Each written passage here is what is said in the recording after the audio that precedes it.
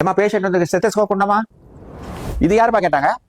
இந்த செத்து நான் இப்போ யூஸ் பண்ணல, லேட்டஸ்ட் ஸ்டெத்தஸ்கோப் கொண்டா. இப்போ வந்து இது வந்து நார்மல் ஸ்டெத்தஸ்கோப்.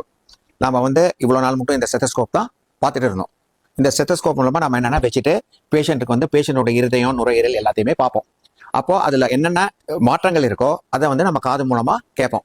இது நம்ம வந்து ஒரு பிளைண்ட் மெத்தட், அதாவது குருடன் வந்து யானையை தடவற மாதிரி நம்ம எப்படி பார்க்குறோமோ அதே மாதிரி நம்ம பார்க்கறோம்.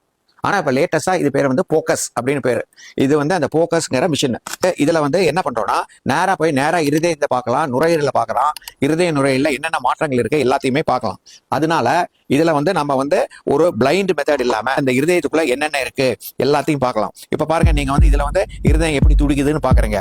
ஸோ வெளியில இருந்து பார்க்கும்போது லப் டப் அப்படின்னு தான் சத்தம் கேட்கும். பட் உள்ள வந்து இருதயம் எப்படி துடிக்குது, இருதயம் நல்லா துடிக்குதா, வேல்வெல்லாம் நல்லா இருக்கா, எல்லாத்தையும் இதன் மூலம் பார்க்கலாம். அதே மாதிரி இந்த போக்கஸ் மூலமா நம்ம இருதயத்தையும் பார்க்கலாம், நுரையீரலையும் பார்க்கலாம், ஈரலையும் பார்க்கலாம், பித்தப்பையும் பார்க்கலாம், கர்ப்பப்பையும் பார்க்கலாம், எல்லா ஆர்கானும் பார்க்கலாம். அதனால இது வந்து இதான் இப்போ லேட்டஸ்ட் டெக்னாலஜி, இதான் நாங்கள் உபயோகப்படுத்துறோம்.